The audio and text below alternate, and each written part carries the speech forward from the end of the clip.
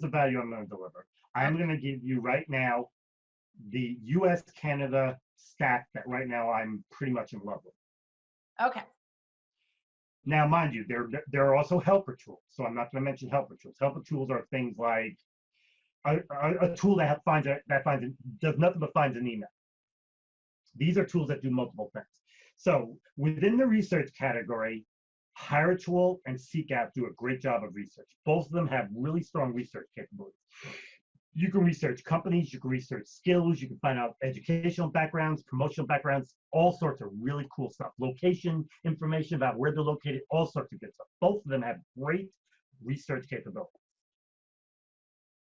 Within the sourcing category, you got to be able to find the people. I'm a big fan of having more than one tool that can do anything, because you just never know. I love HireTool, I love SeekOut. I like Engaged Talent, and I like Human Predictions. All four of them are search tools.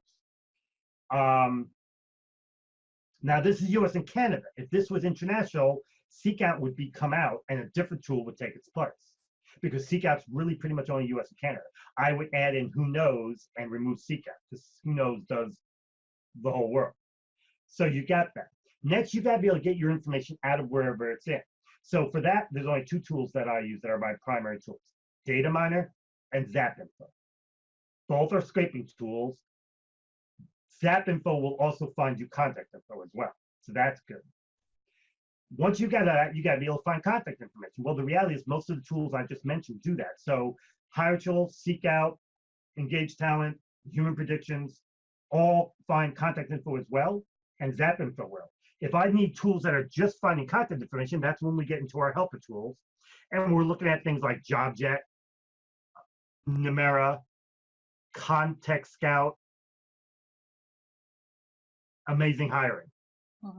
Amazing Hiring does that. Amazing Hiring is also part of my international set of tools. So what happens is SeekOut comes out, and Who Knows and Amazing Hiring go in.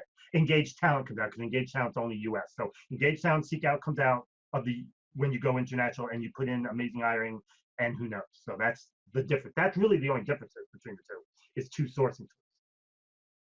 After that, there's a whole bunch of tools for the next thing is uploading to an ATS CRM. I like Luxo. Luxo is my CRM. It's not, it's for mid to smaller size companies. It's a great CRM, does a lot of great things. It even can find contact info for you as well. So that's my choice. If you're a bigger company, need something bigger, look up best ATS and CRMs 2019. You'll find a list of them. You don't need me to explain it to you, because each company's different and they got to make their own choices about gives and takes. Avature is really good. I like it. So after that, you got to craft an email, and there are a lot of tools you can do. I'm not going to list all the tools. If I get this Start Me page out, there's a whole list about writing tools, but Texio, as an example, is a tool that can help you write a really good, positive email. My son just wrote a blog post for SourceCon about writing an email where he did a lot of research and found an email that he gets an 85% or better reply rate on. So it's a good email, so you can go there and figure it out. And then that's really it. That's the sourcing lifecycle. Anything that comes after that is part of the interviewing, not part of the sourcing lifecycle. That's after the sourcing lifecycle. That's part of the recruiting lifecycle. So you wanted it, I just gave you my stack. Now there are a lot of helper tools in there I didn't talk about, but those are the main tools. But remember, I am constantly looking at tools. I constantly am testing tools. So some of those tools may move. And then I have what I call stage 2 tools. If I've used my primary tools and I'm like, okay, I've used my primary tools and I need to find more of this, I already use those tools, so I need to go somewhere else. Then there are other tools I might go to, such as Lead 411 is a really cool tool, but that's kind of a sub to it. It's my stage 2 tools. I believe you have your stage 1, that's my set. I just gave it to you. But if something goes on, their site's down, it's not working, I've already looked and I can't find, I need more, and they've found all they can find, I go to my stage 2 tools. Now, mind you, this is all under the category of the simple stuff. There's more extravagant things I can do, but again, they take a long time. Using SeekOut, I can probably find 100 Hadoop people in 2 minutes. Doing it the other way, it would probably take me 5 hours to find 100 Hadoop people. Did you say C Guide? It broke up. I'm sorry. No, it was. It's a site. It's Apache. It's the hadoop.apache.org site. Oh. And it's a community, and people post questions, answer questions, share things. And I did within my YouTube page. There's a video on how to do this, but there's a way to get in there and get the email addresses of all the people talking. So simple common logic. See, if they're in an Hadoop forum and they're answering questions about Hadoop, what do you think they do for a living? Let me help you out. They're not scuba divers. Well, they might be outside, but that's not their main job. They're Hadoop people. So common sense says you can go after them and find them. And that's just an example. I have like I said, I believe in starting with the simple and easiest and quickest to the hardest. Now, if I get somebody that says, and I've had this hiring manager go, I don't want people on LinkedIn, I don't want people on Facebook, I don't want people here, I don't want people there, I don't want people there, I don't want people there. And I'm gonna be like, so then you want the person that's living on Mount Everest in the cave and wearing furs. Because you basically took away every place to find people. And then usually what they really mean is they just don't want people on LinkedIn, which is fine. There are a lot, believe it or not. Here we go. There are only 500 million people on LinkedIn, supposedly. When you get rid of redundancies, fake profiles, people are only with all that, there's only 240 million. I said this at the conference. Facebook has 3.5 billion. 3.5 billion, 500 million. Seems like there's a whole lot of people on Facebook, not on LinkedIn.